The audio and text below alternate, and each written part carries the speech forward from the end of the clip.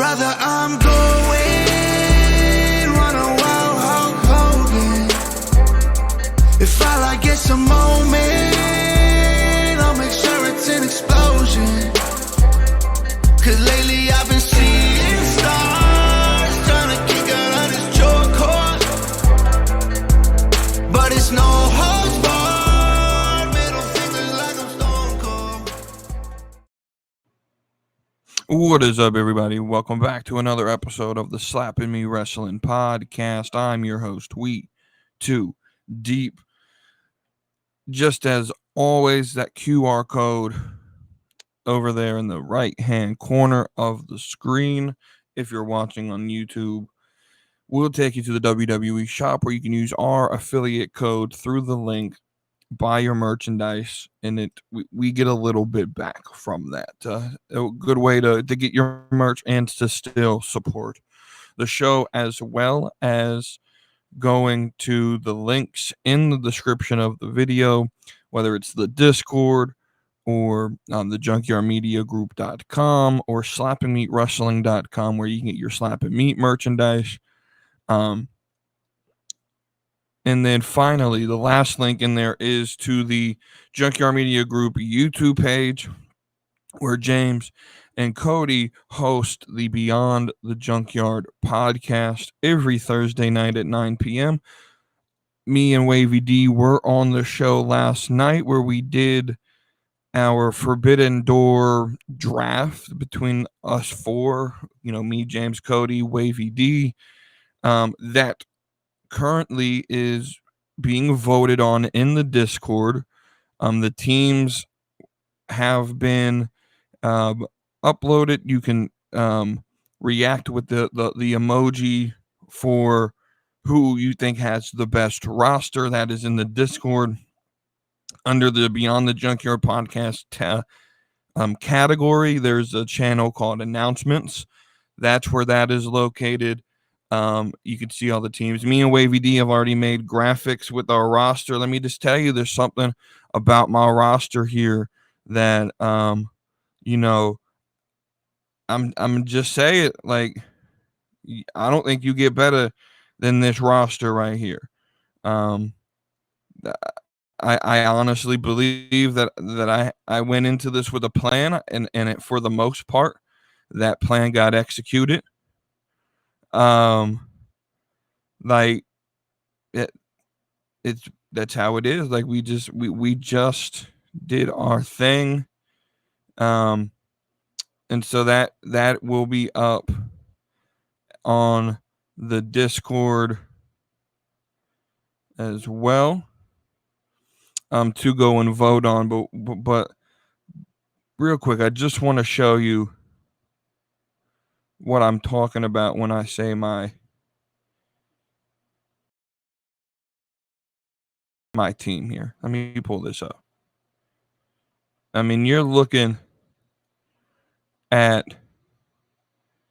a masterpiece of a team here. You got Rhea, Trick, CM Punk, Dragunov, Braun Breaker, the Bang Bang Gang, Alpha Academy, the System with Moose and Eddie Edwards, Brian, Kelani, Jordynne.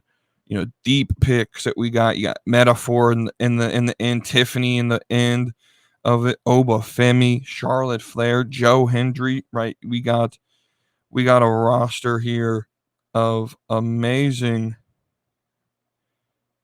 people, just sitting right here for the taking. But with that's all of that. You can make sure you support the Beyond the Junkyard podcast as well. Again, those are Thursday. You can go and check them on their YouTube page. The link is in the description. Even if you can't watch it live, go and show your support to those guys over there. Let's dive on into where we're going. So typically the way this will run is we review NXT. We jump into some sort of like react to it, some news and whatever. As you can tell by the title, I have a big story that we're going to end with talking about the Bloodline. And I sort of hyped it up a little bit over the show yesterday that I was on the Beyond the Junkyard podcast. What I want to do is I want to review NXT Battleground and the episode from Tuesday. Then we'll get to that main story of about the Bloodline, right? So let's talk about Battleground. So we'll go through these matches. We'll start with how they started. The Women's North American Championship started on a really high note, really, really good match between these 6 competitors. They tore the house down. Was it necessarily the best match? No. But when you look at the competitors, you got Ruca, Jaida Parker, Kelani, Jordynne, who, so half of the match, even really Lash Legend, who's really only been doing wrestling at this level for no more than 2 years, right? I mean, Michin would be considered the veteran of the match. And Fallon, she's, on her way up as well, right? And so not a lot of experience in ladder matches, not a lot of experience in general in this match. And I thought that they tore the house down. And when I did my prediction, I picked Ruca and I said, well, I have a feeling any one of these 6 could win. But I really had a strong feeling it would be Ruca or Jaida Parker. I felt that those were the 2 that were really being pushed leaning into it, and they completely surprised me with the result.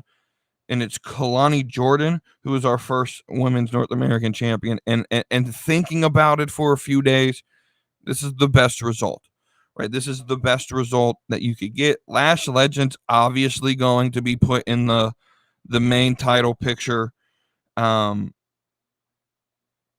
Parker and Ruca just came back, so she's got to really earn and regain her following, right? Jaida Parker, a little bit newer, but honestly, I'm going to sort of review NXT and Battleground and Tuesday's episode sort of simultaneously, right? Because both have already happened, right? And so so Jaida Parker had a match with Michin on Tuesday, right?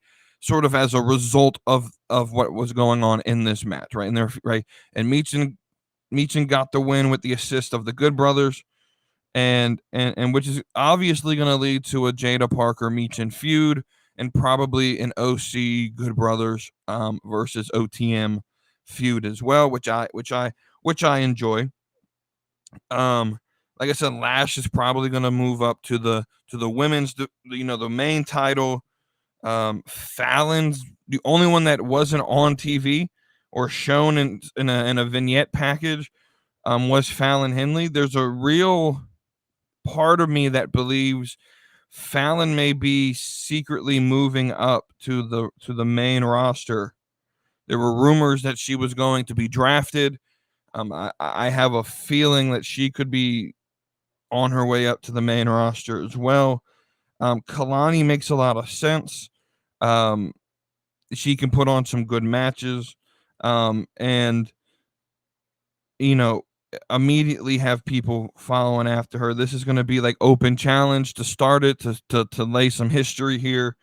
But my main thing, why I'm really happy with this match and the whole thing, right?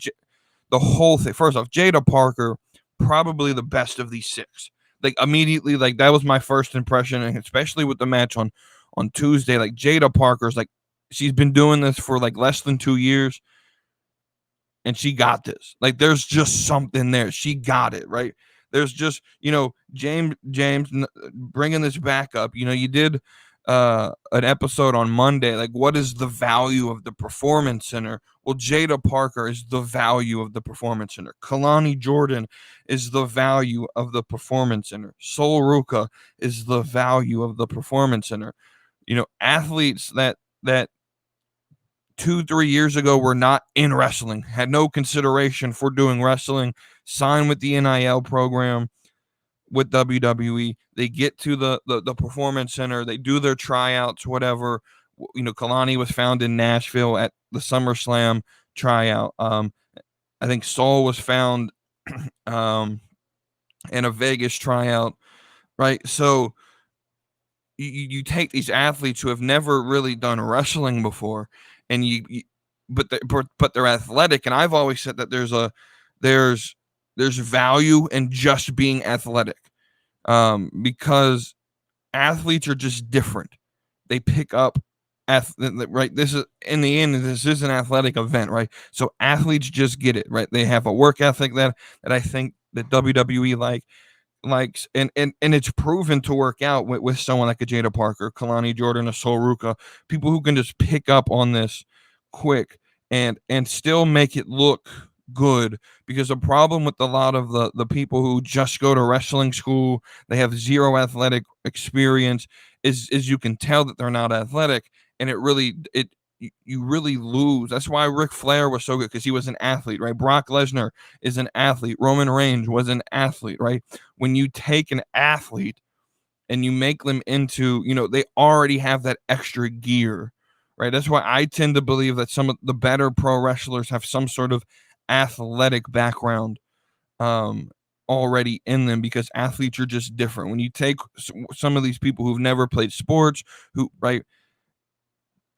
It's I'm not saying that there is no value in them, but you can tell, like someone like a Liv Morgan, right? You can tell that she's never really been athletic, the way she runs the ropes, and that's a problem to me at times, where it sort of takes away from the realism that they're trying to produce, right? I don't got to worry about that with Jaida Parker. Jaida Parker is a beast, right? Don't got to worry about with Kelani Jordynne, right? And so this match was great for what it was. It set some history, right? We move forward. The tag match, Frazer and Axiom versus the OC. It was what it was. It accomplished what it needed to accomplish. Going forward, I'd like to see where this goes. With we got some tension with Frazer and Axiom. It seems like, or where Frazer wants to go back after the Heritage Cup, so we'll see how that goes. You have the women's title match, I think was next. Roxanne versus Jordynne Grace. Tore the house down. It was probably the match of the night to me, and I'm not the biggest Roxanne Perez fan. Jordynne Grace did. So what this was, for those who don't know, this was very TNA. This was a very TNA knockout style match. This is what the TNA women's division looks like on a week-to-week basis. In terms of the style of the match, I will say this: the crowd was not the best. I think the venue choice, while I understand wanting to cross promote with the UFC, the venue was not the best. There was only like at most 1,000 people. I think they sold like 700 tickets. I'm assuming that they comped some, they gave some away to some UFC guys and stuff like that. And so I'm assuming no more than 1,000 people in the smaller Apex arena, which is fine. The production cost was very low, I would imagine. And so that's fine. However, the crowd that was there just did not do it for me. I think throughout the whole night, it was just kind of off. And the crowd should have reacted better to this match. This was an absolute banger. I don't want to say match of the year, because it's not. But it was the match of the night to me. Very, very solid performance for Jordynne Grace. And it, the one thing and I like the storytelling, of Tatum coming out. Maybe we see Tatum in TNA at some point. I kind of really want to just see that sort of focused on NXT. I think because like TNA has been reported as being a little bit frustrated that they didn't get the big ratings boost that they thought they would get. And I've already sort of addressed this. Like, if you're not on a major TV network, right, that's why I believe TNA should send their guys to NXT, because that's where they'll be seen. And you'll get some residual views, but I don't think NXT should really send anyone over, or any of the top guys over. So like a Roxanne Perez is not going to go to TNA. There's just no point for that. With that being said, as I'm recording this tonight I forgot what the name of the event is for TNA, but they have a pay-per-view tonight at the same time SmackDown is on, that I'm really considering watching the pay-per-view over SmackDown. I just want to see what type of interaction NXT roster has with the TNA roster, if any, tonight. Oba Femi versus Wesley versus Joe Coffey was a really good match. You had Oba Femi over here throwing whole human beings like it was nothing. I said this last night when I drafted him a part of my team. Oba Femi just gets it. Again, same similar situation with a Jaida Parker. He just gets it. It's that athletic background. He has the charisma. He has that promo ability. You know, he didn't have to be on TV this week, right? Because that's not where the story was headed. And again, it's also sort of similar to that bloodline type thing with Roman Reigns, where like he doesn't have to be there because, you know, he thinks he's the best thing in that division. He's not always needed to be there. That's part of being the heel champion. I would love to see sort of a Niger, like I've always said that they should put Omos with Oba Femi, right? And then, you know, find another, Apollo Crews is on the roster. He was technically at one point a Nigerian character, was he not? I think if you create sort of like a bloodline-esque faction with the Omos and Apollo Crews and Oba Femi, I like that type of booking. And I think again with the booking, book it the way you're booking Oba Femi, strong, competent, wins matches, wins titles. I think you could get Apollo and Omos over with that type of booking, right? And the Paul Heyman character can be MVP. I like that style of booking. I know it's sort of copying a story, but nothing's really original in wrestling, right? But Oba's got it, dude. Oba's got it. Then you got your main event, you got the underground match, and this was the best of the NXT underground matches I've ever seen. I loved Eddie Thorpe's, but I just thought from a pure sort of like, what the intention of underground was supposed to be, sort of the fight night, fight club, like UFC style event. And Eddie Thorpe's didn't really do that. They were still good matches, but it didn't really reach the intended purpose of this was to be sort of like your MMA style, like just straight fight. And that's what I like. You got two actual fighters in the ring who've been UFC fighters in the UFC arena. I wish so personally. The only thing I would have changed, and I know this would have with it being underground, this should have been what is considered a dark match or an unsanctioned. Underground should be unsanctioned, which means it happens at the very end of the show where WWE puts up the logo, the screen goes black, they come back and they say, look, this match is happening, but this isn't sanctioned by the WWE.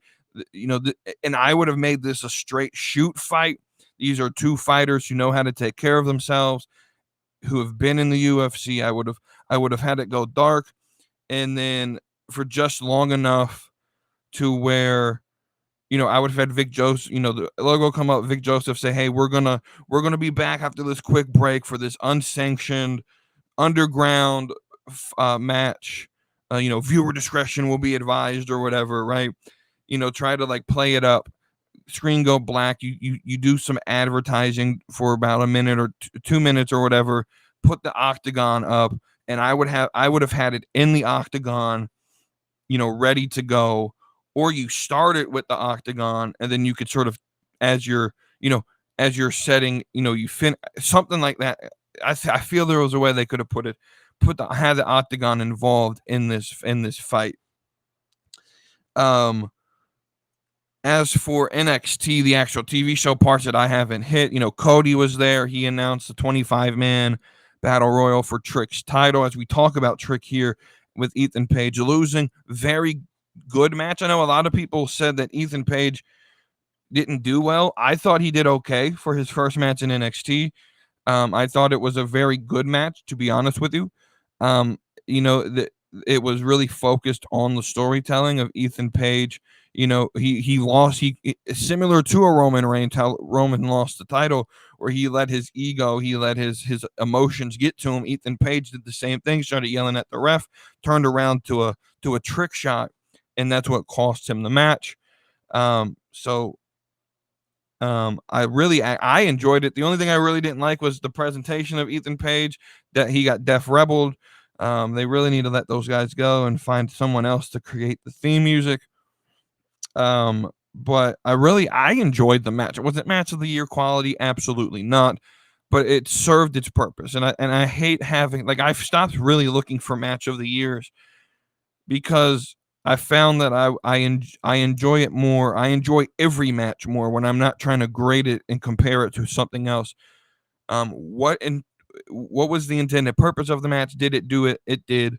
And so in my opinion, that is a very good match if it does what its intended purpose was to do. So overall, I'd give Battleground like a B plus. It had its very good moments, but I think there was also some things that were just really focused on storytelling, and I'm fine with that. So a B plus is a really, really good show to me, right? So with that, sort of the fallout of that, Cody announced a 25-man battle royal to determine the number one contender for Trick's title going in the heat wave at the beginning of of Money in the Bank weekend to end Money in the Bank weekend, actually, because it is the Sunday show. And Cody said, you're going to know some of them, but it's going to be people from other rosters, which a lot of people assume TNA, and I'm assuming there's going to be TNA guys there. But technically, does that not mean that some guys from Raw and SmackDown can come down?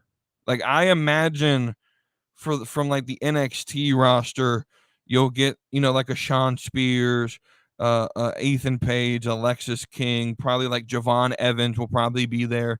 But I also imagine that, we'll get to the TNA guys here in a minute, but I also imagine you can get like some guys from Raw and SmackDown, like an Odyssey Jones, who we haven't seen in like 2 years, have like an Odyssey Jones appearance. And Omos shows up in these battle royals all the time, like an Omos appearance. Maybe put Femi and Omos in it at the same time, and that's how they get introduced to each other.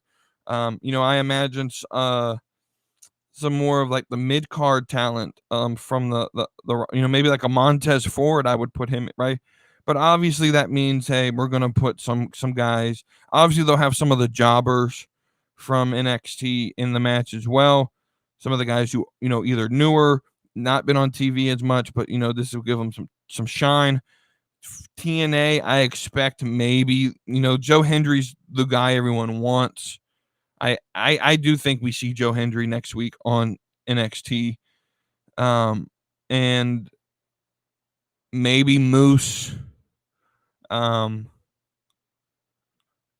don't know. I think it would be pretty cool to have Cody in the match itself. To sort of tease at him and Trick. I don't know. That's just me, but yeah, I think that's gonna be cool. You got Kelani defending against Michin next week, which will be a really fun match. So NXT is hot, and so I end this on NXT saying this. I used to come in and say I thought NXT's women's roster. So that's what really shined on me over the last with Battleground in this episode, is that the women's division, and I'm going to say this, and this is going to be the hot take, the women's division in NXT is the best women's roster on the planet. And I'm not trolling. I'm not joking. I literally mean that. The depth of that roster, right? You had 10 women on, if you take Shayna out of it because she's not really NXT, if you had 9 women plus Shayna Baszler, you had 10 women on that card that performed the fuck out of the weekend. Like they dominate. The women's division shined, right? And that's just the mid card. That's literally just the mid card division, right?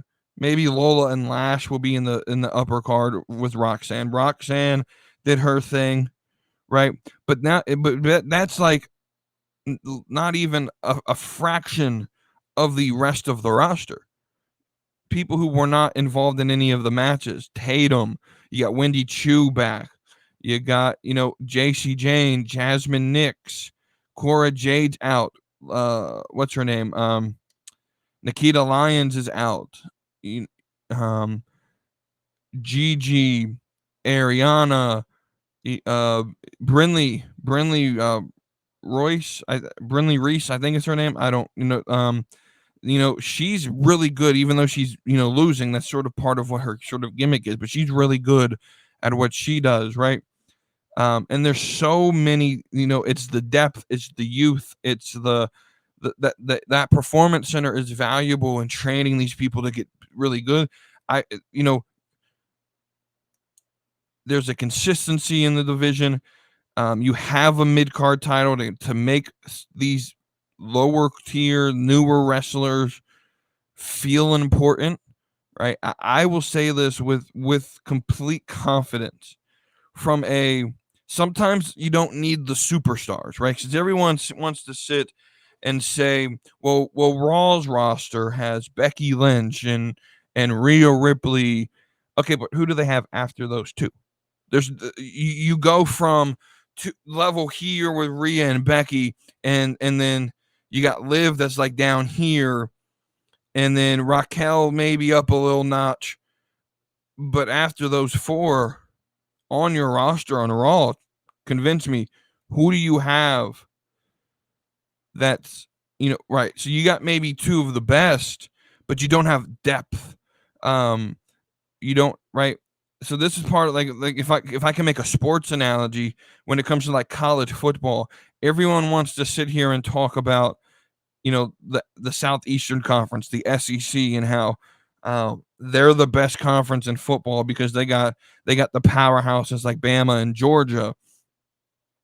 Right, and I say, okay, well, you got Bama and Georgia right, up here in S tier. You got LSU and A tier, Florida and Auburn and B tier, but the rest of your schools are like, D tier or F tier, right? But and I've always said that the hardest and toughest division in college football is the Big Ten, because you got Michigan, Ohio State, and Penn State that are consistently A tier, S tier together, and then you got a lot of B tier schools like Wisconsin, like Minnesota on a good year, Illinois on a good year, Northwestern on a good year. You got a lot of really good schools, and Big Ten football is one of the toughest conferences to play in.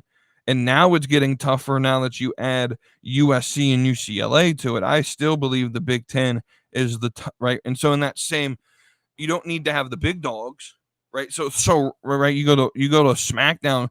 Tell me, Bailey's not even S tier. Bailey's like B tier at best, right? You got Jaida and Bianca; those are like A tier superstars, right? So you got some heavy hitters, but there's no real depth throughout the rest of the roster to back that up. Whereas you get to NXT, and Roxanne Perez is an S tier wrestler. As much as I dislike her character, Roxanne Perez is fantastic, right? And then you got a lot of, you may not have a lot of S tier, A tier superstars, but you got a lot in the B tier. You got your Soul Rucas, your Last Legends, your Jaida Parkers, your Fallon Henleys, your Kelani Jordynnes, which I really believe are B tier superstars, right? And then you got there's depth and there's consistency throughout the roster. Everyone has their place and everyone plays their role, and it's the best women's roster on the planet. You go to AEW, you may have some big names, but you have a lot of unknowns. You got a lot of people who aren't doing anything. Your best woman, I believe, on your roster is Britt Baker, and she hasn't been seen in like 2 years. And so I honestly believe this through every ounce of my being, that the NXT women's division not only is the best division on NXT, but is the best women's division in all of professional wrestling. I would put money on it today that is the case. Y'all can fight me for it, right? But with that, that's our NXT talk for the week. Let's talk about the main topic, and that is the Bloodline. And so my take on this is Roman Reigns made the Bloodline. My argument for this is, let's go before he lost the title. Roman Reigns would disappear for about 3 months, a year, maybe a little bit more, the last like year and a half of this reign. And when he left, you notice that Roman Reigns wasn't there, right?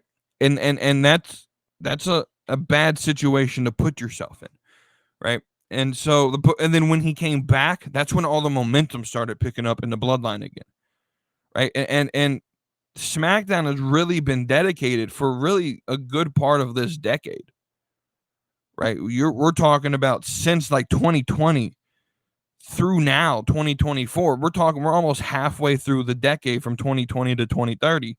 We're almost halfway through this decade. And SmackDown has all been throughout what we've known as the 2020 through 2030s, or the 2020s that we've known so far, has all been Roman Reigns on SmackDown. That's what SmackDown has been centered on. There's some smaller stories in the background, but it's the Bloodline show. And when Roman's not there, the show is not good. The show is not good. SmackDown is completely unwatchable to me. It's boring. It's still centered around this Bloodline story, but not much is happening. It feels like they're waiting for Roman to come back, and they're really just trying to draw this thing out. You can add more members. That's fine. Eventually, it starts to become like the NWO, though, where the NWO just started adding new members, and it weighed it down. And when you make, and this was my fear, that when Roman lost the title, that the Bloodline would either need to disappear completely, or that they would try to make this work without Roman, and it won't work. And so we really are in two separate eras of the Bloodline era. You got the title run era, which was fantastic, and now you're sort of, and I hate to put the blame on Solo, because I did say this would be the year of Solo Sikoa, but I thought that they would have Solo and Roman interact, and that would be the big feud, and that seems what it looks like it's heading to.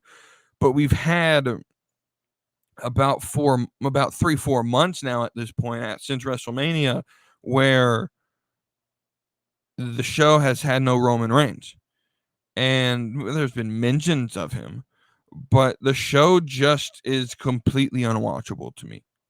It became where, like, SmackDown used to be the easy watch because it was 2 hours. It went by really quick. Roman would take about 45 minutes of it, and then the rest of the smaller stuff didn't really feel like a drag, right? It feels like a hard 2 hour. Like, it feels like Raw used to be hard to watch because it was 3 hours and everything dragged on and nothing made much sense. I feel like they fixed Raw. Raw's an easy watch now. The problem is me falling asleep has nothing to do with the show. It has everything to do with the fact that I'm just tired and it's 11 o'clock. But SmackDown is one of those where I don't even care if I miss it. One, because I am a casual fan. If I miss it, I'm not going to go back and try to rewatch it. I can watch the clips. But two, there's not much happening. I can just live off the clips. And so we really have to talk about this new Bloodline. We're adding new members. Hikilio, who they're going to start calling Tala Tonga.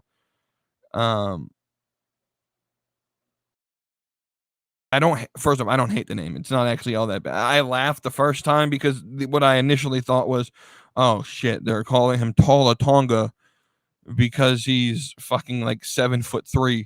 But then I did some research and realized his middle name is, it's spelled different. His middle name is spelled Taula. They're going to spell it Talla. Probably to pay homage to him being super tall, but also I'm certain he doesn't want his name copyrighted, so that when he leaves, he could go back, and if he wanted to be Tala Tonga, he could be Taula Tonga on the indie scene, right? And so WWE, I really believe, respects talent now, and so hey, yeah, we'll call you Tala Tonga, but you'll just be Talla here in WWE, and you can go be Taula, your real name, on the indies if you want to leave, right? Or when you leave, right?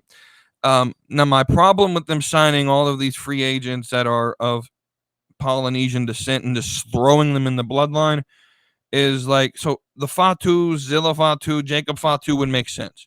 You're really stretching. You're really reaching when you add the Tonga Bros. When you add Tonga Loa and Tama Tonga and now Hikilio, they're brothers. but they're not actually real blood brothers either. If I believe, I think they're all like adopted. Some of them are the real son of Haku, and some of them are adopted by Haku.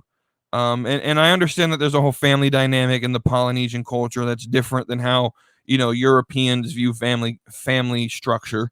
Blood brothers and blood oaths and all of that did happen. And I understand all of that. It just, I feel like you're growing it too much. And when you expand it too quickly and don't give real reason to who these people are, especially when you're giving me the New Japan guys that no one really knows, who really aren't related to The Rock in any way, shape, or form, it's a real reach to try to get people to, you really have to build a story. All we really know about Tama Tonga is he makes weird noises, and he's related to Haku. And so I will say this: I believe this gets better when The Rock and when Roman kick back up, and when they do show back up. But this run in between the two appearances, where Roman lost the title and when he comes back, it's been long and it's been a drag. And it's, the Bloodline used to be my favorite thing in WWE outside of NXT, and I don't even really care about him anymore. Like, I like Solo. I think Solo can be successful. I just think that he's being given really nothing, and all they're doing is beating up Kevin Owens week in and week out, and it doesn't feel like they're moving the story towards anything realistic. Realistically, even with Solo calling the shots, you would expect him to go after Cody. And that's what's really frustrating me with SmackDown as well, is that Cody Rhodes is, I'll be honest with you, he's boring. He's a boring champion. They're feeding us really good matches with him and AJ and him and Logan, but they really aren't telling what's next in the story. This is what I was fearing when WrestleMania season was coming, and we knew Cody was going to win this belt. And I said my fear with this is that we'll finish this story, and then what? And we haven't got an answer to the and then what, because I believe that they're stalling until Roman comes back, because they want to do either Rock versus Cody in Vegas, which is, I believe, where they're headed. But I think they also want to do Roman versus Cody 3. And so I think Roman versus Cody 3 could happen at SummerSlam, that's where I believe the actual split of the Bloodline becomes official and recognized. And that leads to War Games, where it's Team Rock versus Team Roman, right? And then we finish all of that out, and The Rock moves on to Cody Rhodes, in his order of business, right? And that's how I believe this happens. I believe The Rock does win the Royal Rumble, and that's how you set up and reintroduce Rock versus Cody, personally.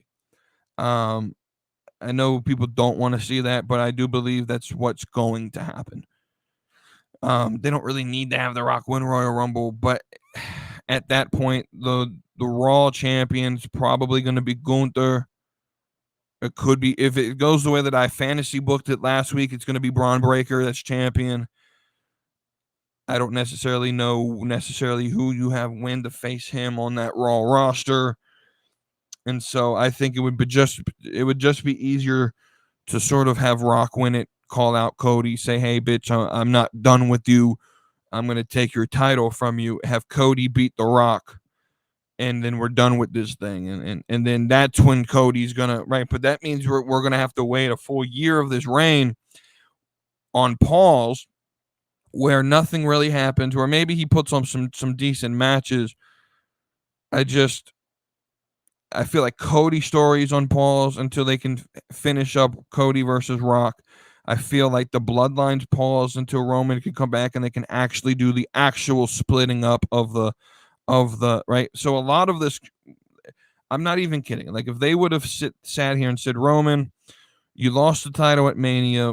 Please come in. We're going to film 6 months worth of vignettes between you and the Bloodline that push this story, and then you can go. We're gonna spend a week filming 6 months worth of promos for you to go film whatever movie you're in, and take your vacation, and then come back, right? And we're gonna film enough of these promos that we can get through this time when you're not here, that are just backstage vignettes, or vignette, even if it was like I've always said, like special occasion, like on the island type thing. And that can help advance the story. That would make this a little bit more palatable. But at this point, like, no Roman Reigns means that SmackDown sucks. I'm just going to be completely honest with you. Roman Reigns made SmackDown. He made the Bloodline. And without him, the show it's not like, it's not awful, but it's just not watchable to me. Like I had, it's not the same. And so to me, it feels like it's ruining what the Bloodline had created.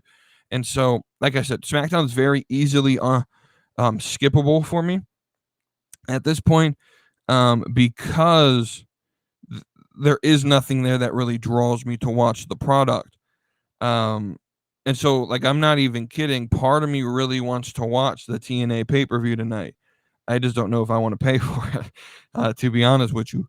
But we'll figure that out later tonight. But that's all I got for you today on this episode of the Slap and Meat Wrestling Podcast. Until Tuesday, when me and Wavy D are right back here, we're probably gonna, talk about our team from last night's draft a little bit. We'll talk about Raw like we always do. We'll get some stuff up and ready for you guys. But with that, thank you all for watching. If you're listening on podcast networks, leave us a review. Click follow or subscribe to and put on the notifications. That way you can get notified whenever a new episode is uploaded. If you're watching on YouTube, same thing. Hit subscribe, turn on your notifications, like, share, comment, subscribe, all of that fun jazz. Share it with your friends that like wrestling. Hell, they don't even really need to be the biggest fan of wrestling. We're here for casuals. We're here for hardcores. We're here just to create a fun community where people can enjoy wrestling and have that conversation in a respectful manner. So with that being said, thank you guys again for listening to the Slap and Me Wrestling Podcast. I'm WeTooDeep. Until Tuesday when we're back at it, y'all have a great weekend. To all the dads out there, have a happy Father's Day on Sunday. And enjoy your day, enjoy your weekend. And I'll see you on Tuesday. Brother, I'm going